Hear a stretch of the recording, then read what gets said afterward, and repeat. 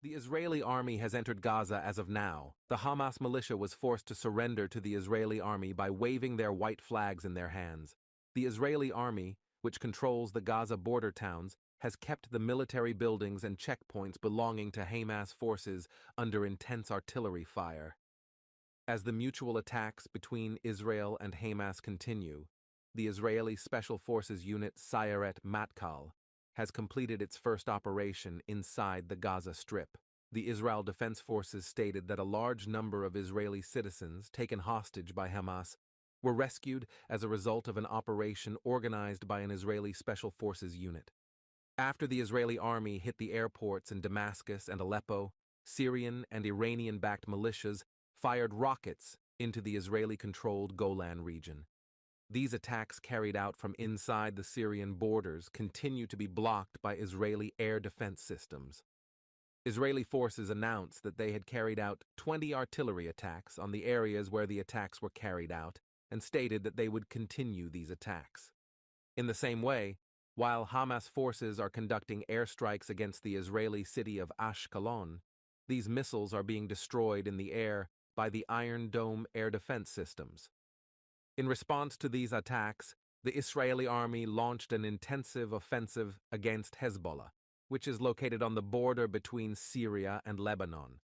Israeli artillery units are trying to prevent Hezbollah from approaching the Israeli border by firing intense artillery rounds at Hezbollah's military camps and defense positions located within the Lebanese borders.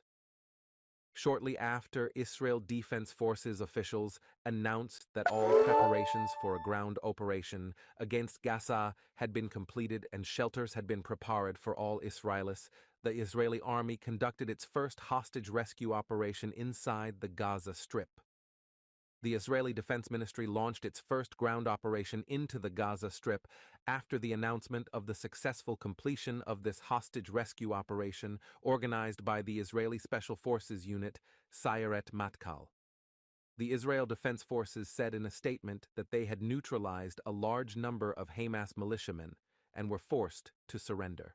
According to information obtained from regional sources, as a result of this large-scale operation of the Israeli army, a large number of Hamas militiamen were forced to surrender to the Israeli army, accompanied by white flags. In this operation, the Israeli army targeted border towns located in the Gaza Strip, targeting areas used as military headquarters belonging to Hamas forces in these towns. At the same time, one of the buildings used by Hamas forces as a checkpoint was heavily damaged as a result of missile firing. It is said that an hours-long confrontation took place as a result of the Israeli army blockading one of the Hamas headquarters. It was stated that the Hamas militia located at the headquarters was forced to surrender to the Israeli army when no support came. One of the highlights of the operation was the moment when the Hamas militia surrendered with a flag made with a white bedspread that they were holding. The number of Hamas militiamen who surrendered is estimated to be over 110. This operation, organized by the Israeli army, was broadcast as a breaking news story on the Qatar-based news channel Al Jazeera. Al Jazeera reported that the Israeli army carried out raids in various parts of the Gaza Strip. Due to the mines and traps placed by Hamas forces inside the Gaza Strip, it was thought that the ground operation launched by the Israeli army in this region carried a great risk. However, the fact that the first operation performed had a successful result was celebrated with great enthusiasm in Israel. The news that several of the border towns located on the border with Gaza and the Hamas militia stationed in these towns had surrendered prompted Israeli citizens to celebrate enthusiastically on the streets of the capital Tel Aviv. While these celebrations were going on, intense aerial deconflictions between Israeli and Hamas forces were also continuing. However, these celebrations were short-lived due to heavy rainfall and flooding. After this operation, which was successfully organized by the Israeli army, it was expected that a full-scale ground operation against Gaza would be launched. However, the intense weather that suddenly subsided led to flooding of some border towns in the Gaza Strip, especially the capital Tel Aviv. Thus, the Israel Defense Forces decided to postpone the full-scale ground operation for a very short time. It seems that this ground operation launched by the Israeli army against Gaza has caused a major crisis within the Iranian government. Iranian President Ibrahim Raisi held a meeting with Saudi Arabia, which they consider an enemy after 7 years.